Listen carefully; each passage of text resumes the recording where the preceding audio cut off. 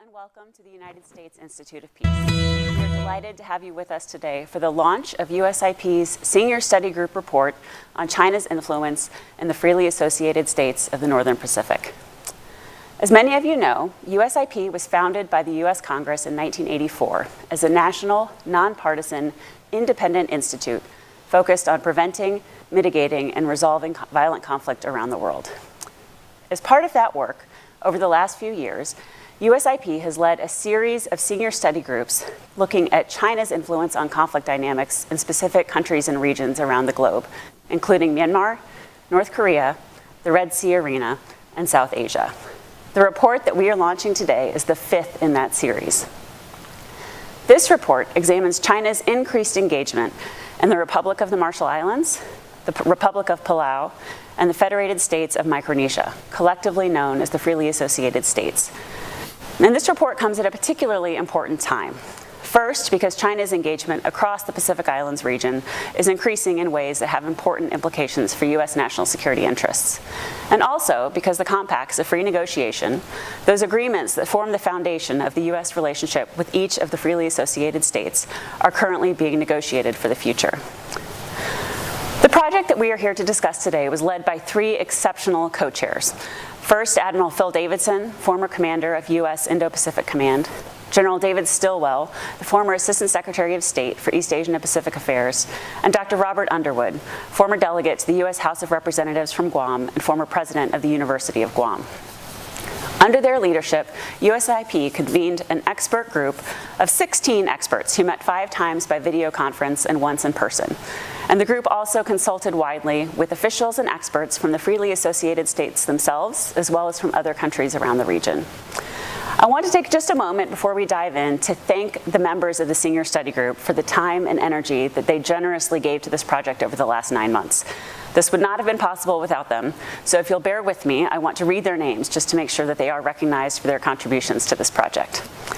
David Cohen, Jerry Finnan, Lori Foreman, Carla Freeman, Mary Hattori, Elizabeth Havis, Francis Hazel, Ken Cooper, Satu Lemay, Bonnie Lin, Jim Loy, Jonathan Odom, Andrew Scobell, Vikram Singh, Alan Stamen, and Alan Tidwell. We are grateful for their efforts and the expertise that they have shared with us throughout this project. Now on to the main event. It is my honor to moderate today's discussion with our exceptional panel of experts. First, we are honored to have 2 of our co-chairs with us, Admiral Phil Davidson and Dr. Robert Underwood. Unfortunately, General David Stilwell, our third co-chair, was hoping to join us but had a scheduling conflict pop up, so he will not be able to make it. But rounding out today's panel is Ambassador Joe Yoon. Many of you know that Ambassador Yoon is currently serving as the Presidential Special Envoy for Compact Negotiations, and he is also a senior advisor here at USIP, so he is particularly well suited to join the discussion today. So with that, I think we'll open up the conversation about the report, your impressions of it, and main takeaways, and we can start from there. So I guess I'll start with our 2 co-chairs and ask both of you, why did you decide to get involved in this report? We're very glad that you did, but be curious to hear from both of you, why you think this question of China's influence in the freely associated states and U.S. relationships with these countries is so important. Perhaps, Admiral Davidson, I'll start with you. Oh, thank you. Well, first and foremost, I think the enduring prosperity and security of the United States is deeply rooted in the Indo-Pacific region. And next to that, we have this extraordinary relationship with the freely associated states. First, in my mind, always becomes our continental and Hawaii and Alaska presence in the United States on the Indo-Pacific Rim. Of course, our territories, American Samoa, Guam, and the Commonwealth of the Northern Marianas, and others. And then this very unique relationship that we have with the freely associated states, which occupies such large air and sea space, but with such small populations and much small landmass. But the compact and the structure of the freely associated states is probably not well known to most Americans, and I would submit here in Washington as well. And I thought it was important to shine a light on the strategic importance of the freely associated states, Palau, the Republic of the Marshall Islands, and the Federated States of Micronesia, to make sure that the compacts, the very unique interdependence of our nation with those three nations, and our obligations and the benefits we accrue from the security and defense aspects have a light shown on it and be discussed across the expert community. So I thought it would be of benefit to Washington. All right, thank you. Dr. Underwood? First of all, I live in the area, and I'm from Guam, and this is my home, and I spent much of my professional life not just working in Guam, but also working in the surrounding area, going back to the days of the Trust Territory of the Pacific Islands. And as the Admiral has stated, very few people kind of understand the complexity of these relationships, and they don't understand them here. And I worked here for 10 years. I kept trying to explain it, and it's still not very clear. But there are relationships with territories like Guam, and then there are relationships with these independent nations called compacts of free association, freely associated states, and kind of run on both territories and the freely associated states kind of run back and forth between being domestic entities, kind of international entities, foreign entities, not quite sure how they fit into making both domestic policy and foreign policy. And now we have a series of changed circumstances in the broader Pacific, which of course are impacting the lives of the islanders and are drawing attention to that part of the world. And so trying to look at it as an entire region, especially from the perspective of someone who lives in the region and who feels that this is my home, my homeland, and I want to make sure that everything that happens, especially in relationship to the United States, advances the interests of the islands themselves as well as the United States. It has to be made clear these are not protectorates, these are not territories that are owned by the United States, and that this is not a patron-client relationship.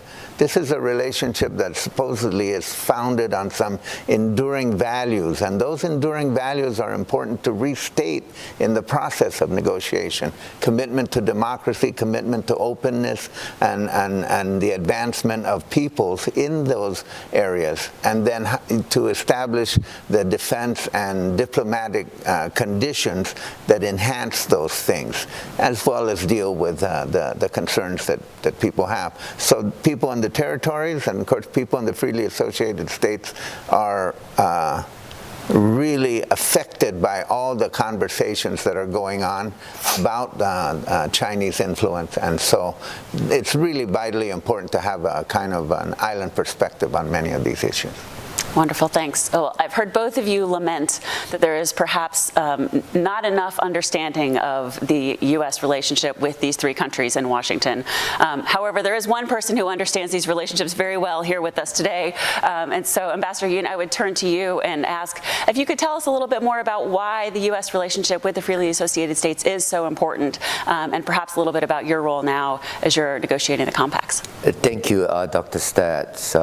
It's a pleasure to be here with Dr. Underwood and Admiral Davidson, two persons who know so much about this area. You know, you mentioned a lot of senior study groups, and I was, of course, took part in the first one on North Korea. So doing the compact, these are two really polar extremes of what U.S. interest is in. So, I mean, like what the Admiral said, even though I had done a lot of work for State Department on Indo-Pacific area, I really did not know that much about freely associated states when I started my current job in late March this year. And so it's been learning by doing, you know. And so I've made some observations, and I wanted to also test them on the Admiral and Dr. Underwood. One is that, and I think this goes well with your first recommendation, that we need to engage deeper and more, the United States. And when I talk to FAS partners, what they want is respect. I think respect is a very important concept. These are very proud Pacific Island countries with tremendous history and culture behind them. They're small. They had been largely colonized over the last century or more, and they have just found their own self-determination, sovereignty. And so I think for them, sovereignty is important, and self-determination is important. So while they still rely on compacts for economic assistance, they know that they are strategically important. And so the first question I have is, compacts are not what I would call straightforward economic assistance. It is much more, we give them what we can in terms of economic assistance, immigration rights, and federal services, and in return, they provide what is very important, especially for Indo-Pacific Command that the Admiral used to command, which is that we have strategic rights, strategic denial rights over the vast area, which essentially covers most of the Pacific, northern Pacific, between Hawaii and the Philippines. So that's the first point I want to make. It's not straightforward economic assistance. The second point I wanted to make was that, let me say, I did have a second point, which is that compacts have defined the relationship, but it's gone through changes over the past 40 years. I would say there was significant change in compacts of 1980s as opposed to the last compact that was done in 2003. So still in the 1980s, Soviet Union was important, and in 20 years later, it's no longer there. China had yet to be a major threat. And now it is, of course, we're involved in this competition with China. And so, but my point in this is we should not look at compacts purely vis-a-vis our strategic competition, whether be it Soviet Union or China. It is in our own security interest, And so I think we should be a lot more constant, a lot more long-term in our goals to the FAS countries. And I guess the last point, the last point I want to make in that, so it should not be about China. Rather, it's about our own United States security self. Just to give you a little bit update to close it up, I wanted to say that the compact negotiations have progressed quite well. We've met 3 times with Micronesians, FSM, and we'll meet with them again next week in Hawaii. We've met twice with Marshall Islands, and we'll meet with them also next week. And then I expect to have a second meeting with Palau soon. So our goal is to get all 3 done by the end of this year. But obviously, each negotiations involve not only economic assistance, but federal programs and services. And so it gets complicated. Each negotiation, or each country, we have to complete about 7 or 8 different set of agreements. So it's a lot of work, but At this time, we're getting good help from Congress, good help from interagency. Thank you. Wonderful, thanks. Well, I think you make the very important point that I think is important to stress at the outset, which is the U.S. relationship with the freely associated states goes back a long time and is much broader than China. It's really, based in cultural ties, values, political ties, economic relationships, all of these things that existed long before we started talking about China and its engagement in the region. That said, this report is part of our China series, so we are going to talk about China. And for that, I guess I would turn to Admiral Davidson. Say, take us into the mind of the Indo-PACOM commander. Why are these islands strategically important for the United States?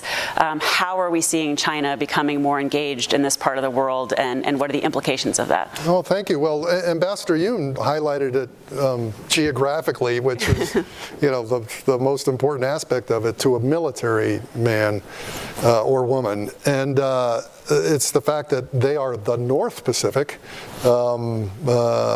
People don't always, people think of the North Pacific as above Hawaii and to Alaska, but in the discussion of the Indo-Pacific, it's the compact states that are actually the North Pacific. They occupy much of the air and sea space between Hawaii, American Samoa, and the Philippines, and the rest of the first island chain, Japan, Taiwan, the Philippines. Why is that important? Well, our logistics and sustainment, not just for military people, but for the United States, our markets in the Indo-Pacific, these areas are either astride them or just below them, depending on how you're moving back and forth from the Indo-Pacific.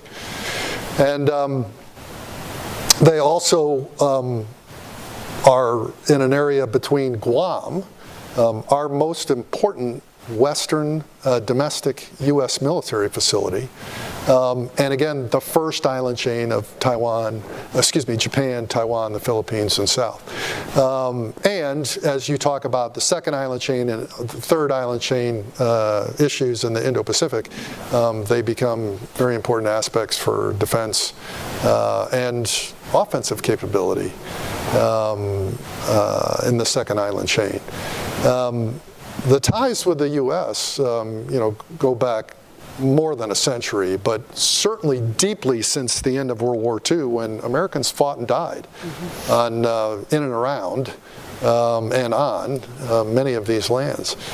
The relationships, people-to-people ties in the military are extraordinary.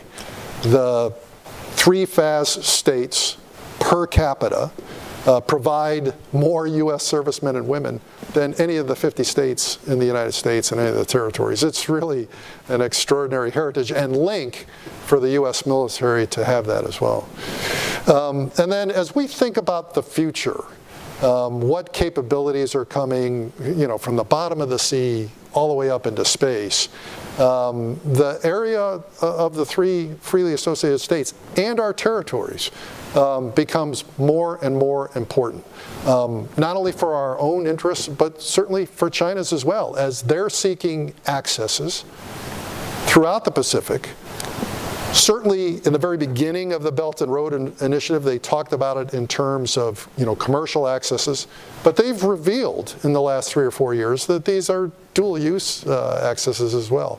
Everybody's read about the secret pact with the Solomon Islands, which is in the South Pacific, but we've seen a number of activities by the Chinese, commercial, economic, diplomatic, and frankly underhanded in terms of corruption across the Pacific region, South Pacific and North Pacific. Those corrupt activities are meant to co-opt elites, both in the business world and sometimes in the government world, and with the intent of establishing their own relationships and really supplanting ours. It's not that the U.S., I think, resents competition. The U.S. welcomes the development in the region of any interested party. But it's been pretty plain to me that the Chinese objectives are to supplant U.S. interests where they can. And it has to be part of the discussion. Wonderful, thanks. I just want to follow up on some of the points that you made there. Much of China's investment in the region is economic and brings much needed investment and economic assistance and support to these islands. Of course, there are also some links to organized crime and corruption and other problems that can be certainly something that these countries need to deal with, and hopefully we can help them address. Dr. Underwood, I want to go to you. As you said, you live in the region. This is your home. What do these dynamics look like from the North Pacific? What does China's engagement and both the pros and cons that come with it, what does that look like? You engage regularly with the leaders of the freely associated states. How are they seeing some of these developments? Well, some of the things are quite dispiriting because the nature of some of the economic activities have created the opportunities for corruption or seeming corruption and kind of interfering with local politics. And I happen to know a number of locally elected officials. I've talked at length about this. But at the same time, the Chinese are welcome as long as the businesses are above board and they provide the opportunities for investment, to provide the opportunities for tourism, as had happened in Palau. But now the relationship has been strained. But the main point here is that there should be some sense of regard and respect, as the ambassador has outlined, for the entities as they deal with these situations, that they're not simply vassals of the United States, and they're not kind of running interference for the United States, but instead are actually cooperating partners in this. There's a lot of issues that sometimes we don't go into great depth, but they certainly affect the compact negotiations, include the nuclear testing in the Marshall Islands, the nature of the relationship in the past, and all the activities which were carried out when the trust territory was, unlike all the other trust territories, a strategic trust which the U.S. Directly managed and supervised. All of those issues are part and parcel of that history, so they kind of affect the thinking. But I have to say that the other part here is to think of the region as an integrated whole, even though Guam and the Northern Marianas are, quote, our territories. They still have issues of their own with the federal government, and there's still the issue of self-determination for Guam. But the region as a whole is integrated in many ways because Guam kind of functions as a metropole for the area. So there's all these things that are going on that need to be considered as part of the relationship and how you deal with migration, out-migration. Now we have climate change, the potential for climate refugees, out-migration, and which many of the freely associated states, the likely destination is either Hawaii or Guam, and actually proportionately Guam is bearing that burden the most, and but they go into other places as well. So it provides a kind of a rich set of circumstances where domestic policy, assistance, and how you deal with the migrants, and how do you deal with the entities that have to deal with the migrants, and then how you deal with China in that. I have to say that many leaders in the Micronesian region are grateful for the attention that Chinese influence has brought upon them, because I think they feel that people are recognizing their true value. It should be pointed out that in a place like the freely associated, not the other places, but in the FSM, Federated States of Micronesia, annually they send lots of young people to China to study, and they get free tuition, they learn Mandarin. These young people are eventually not going to stay in China. They're going to come back to the FSM, and in another 5, 10, 15 years, they'll be all over the bureaucracy. They'll be into economic activities. It could lead to a changed series of circumstances. So thinking about the military security arrangements, which are immediate and which need attention, but also kind of thinking long-term. What does this relationship need to be like in order to basically secure a peaceful environment for everyone? Mm-hmm. Wonderful, thanks.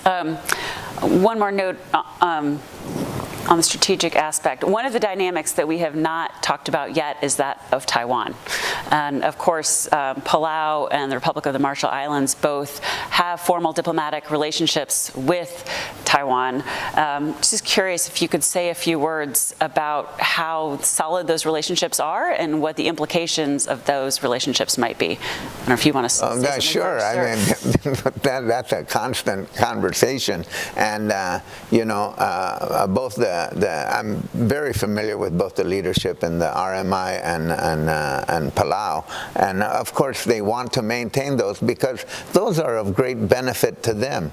And I think it's sort of a little bit awkward for the U.S. to tacitly encourage that, but I think the U.S. is tacitly encouraging that because it helps create a kind of a hedge, and it keeps the PRC busy. Their comments on that? Okay. No, nothing to add. I mean, it's well said by Dr. Underwood. I think it's accurate. So. Okay, great. Just to follow up on some of the points that you made, I think a lot of what we try to do in this report and in these discussions here at USIP is to share some of the perspectives of the region. Right, the policy is made here in DC, but it shouldn't be made in a vacuum. And trying to understand how people living in the region understand these issues is really important. So I guess, Ambassador Yoon, to you, as we're thinking about these relationships, what are the priorities that the leaders of the freely associated states highlight, and what are they bringing to the table? What's important to them beyond just the grant funding and the compacts? You've talked about this some, but what are their interests in the relationship? What are their concerns about China, and thinking about how the U.S. can strengthen our relationship with these countries, both in the process that you're leading, but also just in the years to come? I think they would really like the United States to pay more attention to them. Mm-hmm. And I mean, this is obviously a constant request of many places I've been to, including Southeast Asia and so on. But again, don't just pay attention every 20 years when we are renewing compact, pay attention throughout. And this again gets to the idea of respect. I think that's very key. I think the second item is in terms of substantive issues. Climate change is number one. Climate change is really an existential question, especially for RMI, Marshall Islands. The highest point on Marshall Island is 6 feet. And so you're going to see really increasingly serious erosion of farmlands, the need to build seawalls and so on. So climate change is very serious. And then the second big challenge is, of course, level of economic development. These are very small countries. Palau is the third smallest in population in the world after Vatican. We can have a long debate whether, I won't go into that debate on Vatican, very, very un-USIP,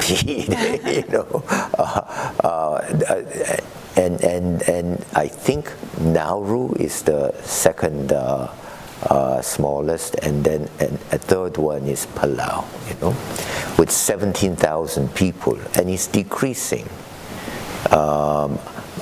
Micronesia is about 100,000. RMI is about 40,000. So it's a tremendous challenge being isolated, being small. And so for them, and as it is for the rest of the Pacific, and which is why you're seeing places like Kiribati, Solomon, Tuvalu, Samoa, all being challenged. And I mean, I'm not smart enough to say what they need to do, but they need economic assistance. They need adaptation techniques for climate change. They need investment. And which is why China offers, even though there are dark sides to China, you've seen them deliver quickly infrastructure assistance and so on. So I think there is some of that we have to adjust in order to be more competitive. Great. Thanks.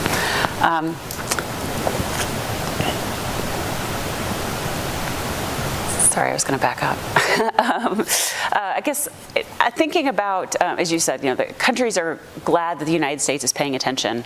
They want the U.S. to listen to and focus on and address these issues that are critically important to them. Climate change, of course, being at the top of the list, and economic development after that. There has been a flurry of activity and a renewed focus on the Pacific Island regions in Washington over the past year. Of course, next week, President Biden will host the Pacific Islands leaders for the first ever White House summit. The leaders of the freely associated states will be a part of that conversation. The new White House Indo-Pacific strategy talks a lot about the importance of the Pacific Islands. There's a new Pacific Islands national strategy in the works. And again, the freely associated states will play a big piece of that. And I guess, Ambassador Yoon, just to go back to you, as you're looking ahead and thinking about how the United States engages with the Pacific Islands region going forward, you've mentioned a lot of the key areas that we need to address. Once your mission is complete and the compacts are renewed, how should the United States continue to build ties with the freely associated states to make sure that these relationships remain strong? Are the compacts enough, or is there more that we need to do?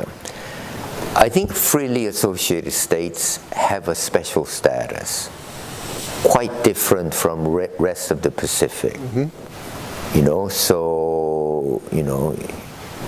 We have, U.S. has our own island chain, territories, Hawaii being the first, I would say, freely associated state, so perhaps second island chain for us, And so given the deep-rooted connections between FAS countries and us, I think we have a huge advantage. And, for example, we talked about Micronesians going and studying in Beijing. The president of Micronesia and vice president of Micronesia all graduated from Eastern Oregon University. Oregon is where I happen to come from, so I know that place pretty well. And so you're right, those ties have to be maintained, and they kind of regard Oregon as their second home, And now we have, huge population because of immigration rights the FAS countries have. They're not going to live in Xinjiang or even Shanghai. They will live in Guam, Hawaii, Arkansas, Oregon, California, And so we have a huge advantage that the United States is home to probably now almost a third, if not half of the, overall population of FAS countries. So we have that advantage. And we are giving them quite a big economic assistance every year. So I'm not so concerned about the long-term relationship. It's the short-term, how do we agree on these agreements, and how do we build what we have? And I think that building block has to start in Washington, I'm glad to say in Congress, there actually is a good, strong building block there, with a lot of Congress folks quite aware, and in fact this issue gets tremendous amount of bipartisan support. What I'm more concerned is within the bureaucracy, within Washington, whether it's Department of State, Department of Defense, whether they get enough traction. We, in the State Department, we used to have an office that dealt just with FAS countries. But that's gone, you know? And so it's just now one office doing Pacific, Australia, New Zealand affairs. That's not enough, you know? And so you have to start with bureaucracy, build it out from there for them to take care and manage better and at a higher level day-to-day relationship. Thank you for raising this question about bureaucratic dynamics, because I know this is one that has come up many times in our deliberations over the last few months. And Dr. Underwood, I'll turn to you, obviously. In these conversations, you've made the point many times that there is a trend in Congress to treat the freely associated states as insular territories. The way that the U.S. government is organized to address issues related to the freely associated states is very complicated. It's not just the State Department, but it's bureaus and agencies across the U.S. government who are engaged in different parts of this relationship for good reason, but can also make things more complicated. I wonder if you could just say a little bit more about those bureaucratic dynamics and their implications. Well, the bureaucratic dynamics are exactly that, is that they become entrenched, and people, the funding that Ambassador Yoon is negotiating on behalf of the State Department is going to be managed by the Department of Interior, and then of course you have the citizens of the compact states now moving to the U.S. States and territories like Guam in large numbers, and then they're going to get a series of benefits as individuals who are not green card holders. They have non-immigrant status, but sort of permanent non-immigrant status, and then each jurisdiction is having a difficult time trying to understand whether they're eligible for all of the federal programs that are eligible for. There's legislation that says, let's make all of these migrants eligible in the same way that green card holders are eligible, so they're eligible for all of the benefits, which sets up an anomaly because the U.S. citizens living in the territories aren't eligible for all of these things, but now they're going to make the migrants eligible for them, and so there's a lot of lack of cohesion in that thinking,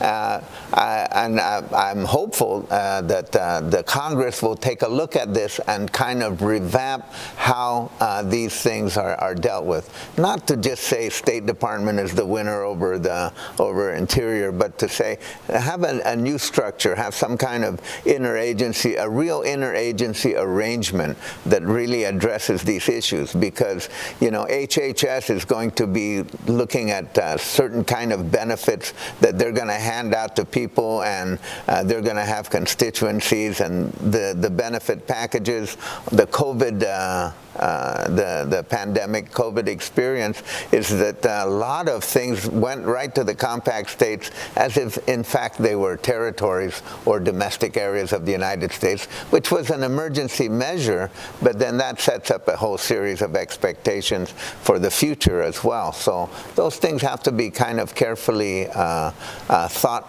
through, and so that the kind of bubbles of responsibility and burden is more or less equally shared or understood by the federal government as a consequence, as a federal responsibility that is a consequence of these compact negotiations and compact relationships. So that's the complexity of it. On the other hand, there are even some people are arguing now, let's all try to become a freely associated state. What's wrong with that? They get sovereignty, and they're going to get more the same level of domestic benefits. What's the difference between a freely associated state and a non-freely associated state? I think there is a move in Puerto Rico where they want to be freely associated states and U.S. citizens. That's right. So that's there's some people who argue that that's already, so that's what they call it in Spanish, Estado Libre Asociado,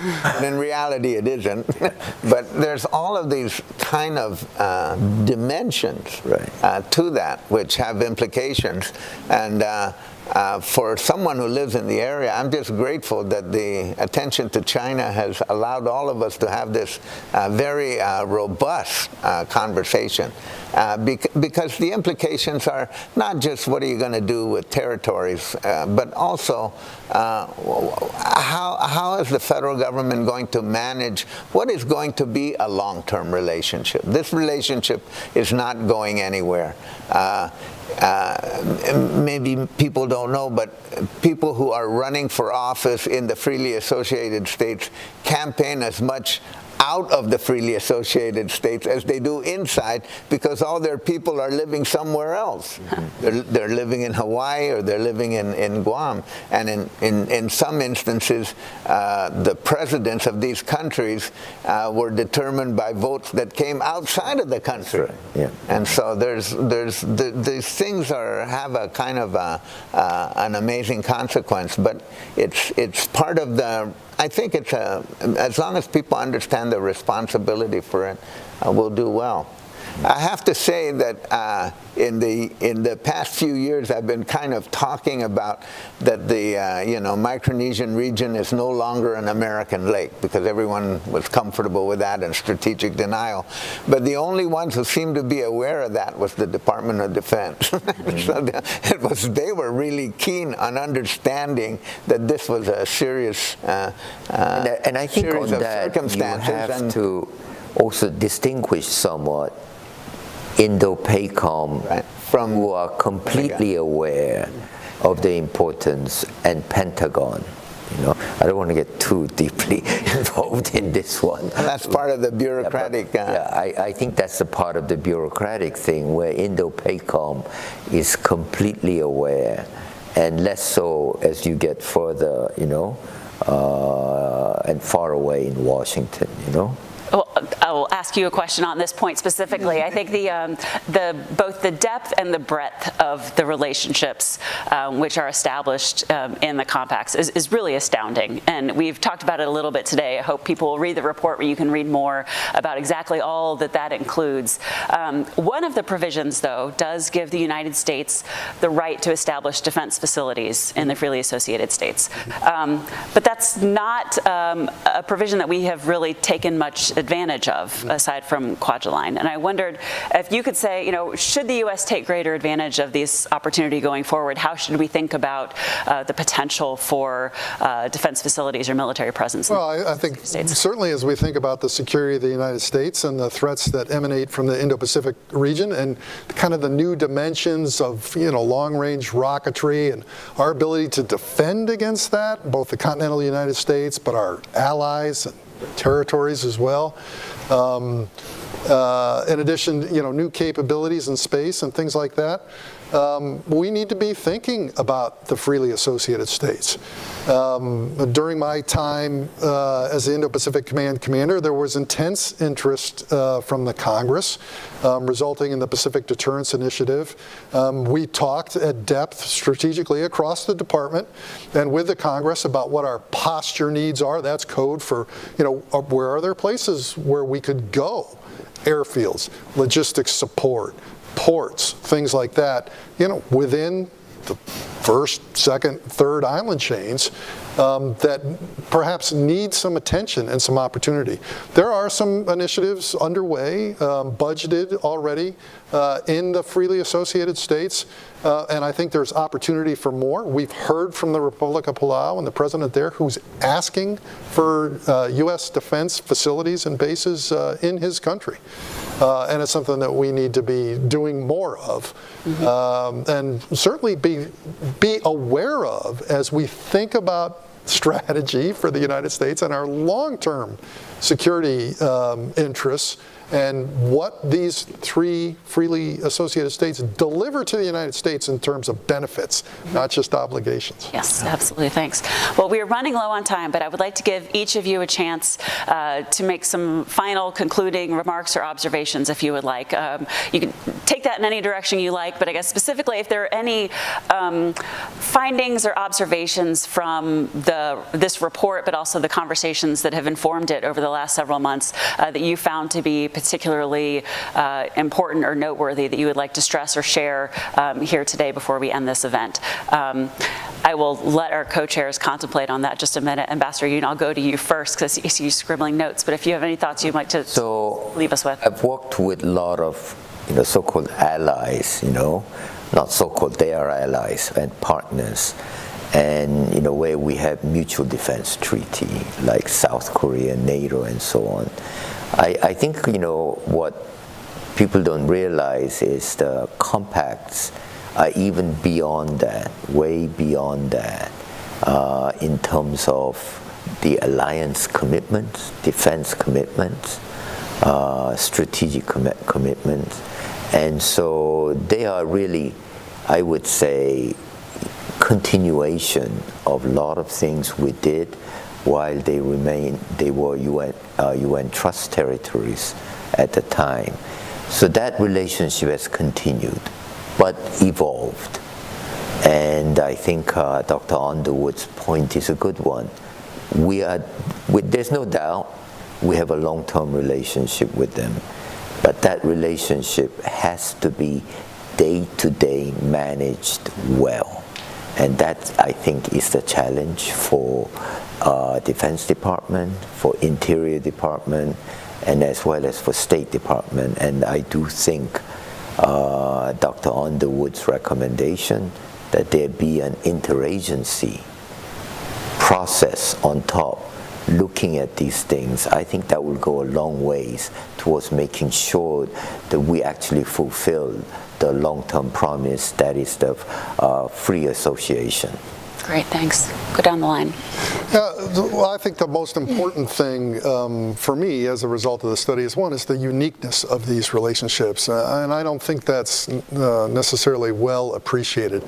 And despite their small size, the interdependence, the benefits and obligations that our collective nations enjoy here need to be approached with that uniqueness in mind. And that's why it drives to more attention.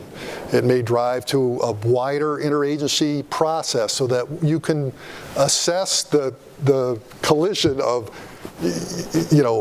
international and national obligations and benefits that we derive from the two nations. We've got to get FEMA is involved, right? And the National Weather Service is involved in the freely associated states. The Postal Service, they all have a voice, but they all need to understand, from an interagency level, what that benefit and dependence is and why it's important to our collective security and prosperity. And by collective, I mean the United States and these freely associated states. It's really, really important. And of course, when I say the United States, that includes our territories as well. Okay, well, it's really important. I think Admiral Davidson has highlighted that this is a relationship that is interdependent, and that's really important to understand. That this is not dependent independence, but it's interdependent. It's an ongoing relationship, and it's a very complicated one. And on the U.S. side of it, the benefits that accrue from this relationship are, of course, enormous, and no one is trying to put a dollar amount on it, but they are trying to put a relationship amount on it, if you will. And it's important to understand that as well, that this is a region on its own. it includes the territories. It's a regional, and then there's a relationship with the other Pacific islands. So as recommended in this report, don't stand in the way of the Pacific Island Forum. Encourage that. Encourage healthy relationships. Encourage the regional cooperation that exists between the freely associated states and Guam and the CNMI. Encourage that, because that really accrues to the benefit of all concerned. And as always, the United States is a Pacific power with a Pacific interest. It's also, to some extent, has been responsible for a Pacific empire. So trying to balance all of that is a complicated issue in the 21st century, but Ambassador Yoon is up to it. Thank you. Tell my boss that. On that note, I think we will close today's event. But before we do, I just want to say a quick word of thanks again to our co-chairs, Admiral Davidson, Dr. Underwood, and General Stillwell, for the time that they have dedicated to this project. We're grateful for your leadership. We're so glad that you could be a part of it. Thank you for joining us today. Ambassador Yoon, thank you for joining us, for your wise counsel throughout, and for your service right now in this very important project of compact negotiation. And we're really glad to have you with us.